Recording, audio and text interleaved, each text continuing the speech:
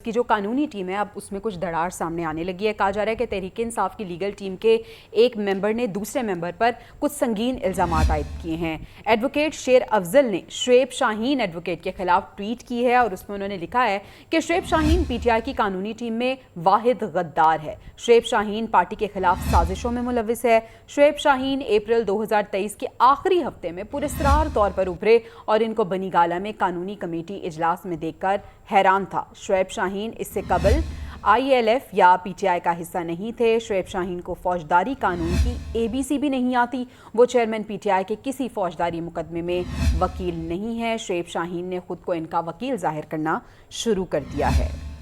खैर, शेर अफजल मरवत साहब का जो मामला है वो ऐसे लगता है कि वो हर एक से लड़ना चाह रहे हैं। कल भी लड़े हैं, आज भी किसी से लड़ रहे हैं, तो उनका लड़ाई का मूड है। तहरीक इंसाफ के तर्जुमान ने अलबत्ता शेर अफजल मरवत के ट्वीट से लाताल्लुकी का ऐलान किया है और शुएब शाहीन एडवोकेट से मुताल्लिक ट्वीट शेर अफजल की ज़ाती राय करार दे दिया है। तर्जुमान PTI का कहना है कि Shoaib Shaheen PTI legal team के नहायत काबिल एहतराम रुकन हैं। शुएब शाहीन मुश्किल हालात में भी पार्टी और चेयरमैन के साथ हैं। तो एक तरफ शेर अफजल मरवत का बयान है, उन्होंने जो लड़ाई शुरू की है वो है, और दूसरी तरफ तहरीक इंसाफ की इस पर वजाहत है। नुमाइंदा खुसूसी सिद्दीक साजिद हमारे साथ मौजूद हैं, उनसे हम जान लेते हैं। सिद्दीक साजिद, क्या हो रहा है? बड़ा संगीन इल्ज़ाम लगाया है शेर अफजल ने शुएब शाहीन पे, कह रहे हैं कि पार्टी में सबसे बड़े गद्दार हैं ये। जवेरिया, ये पहली मर्तबा नहीं है कि तहरीक इंसाफ के अंदर हमें इस तरह के इख्तलाफात नज़र आए हों। इससे पहले भी कई मौके के ऊपर जो है इनके आपस के जो लोग हैं वो लड़ते रहे हैं और इस वक्त जो तहरीक इंसाफ है वो तितर बितर इस वजह से है कि कोई पार्टी को लीड करने वाला है ही नहीं।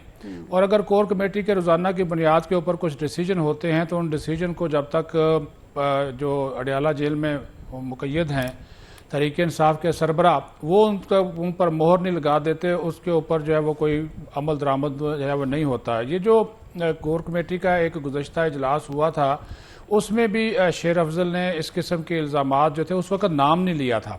शाह महमूद कुरैशी उस वक्त जेल से बाहर थे, तो उसमें उन्होंने नाम नहीं लिया था, लेकिन ये कहा था कि इस कोर कमेटी के इजलास में बाज़ गद्दार मौजूद हैं जो कि हमारी जो रिपोर्ट्स हैं, ये फैसले हैं, वो बाहर जाकर बताते हैं। विकेट के दोनों जानब जो है वो खेलते हैं।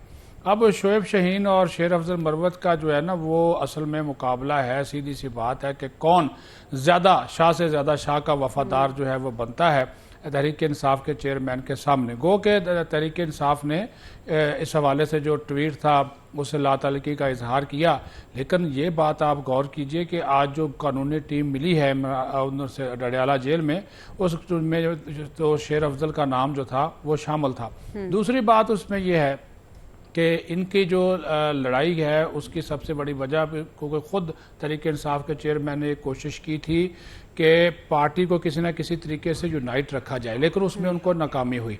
इवन के बुशरा बीबी ने भी इस मौके के ऊपर उनके ऊपर अपने केसेस हो गए, वो मुख्तलिफ अदालतों का चक्कर लगा रही हैं, तो उस वजह से उन्होंने भी ये जिम्मेदारी लेने से इनकार किया। फिर शाह महमूद कुरैशी खुद जेल में चले गए। अब पार्टी के अंदर कोई है नहीं, हर कोई बंदा अपने आप को एक लीडर समझ के नहीं जो कि लीड करे, हर कोई अपने आप को लीडर समझ रहा है और इस वक्त खास तौर पे कानूनी टीम का मुनज़्ज़िम होना बहुत जरूरी है। लेकिन हम देख रहे हैं शुएब शाहीन की जानिब से अभी कोई रद्द अमल नहीं आया सामने इस पे।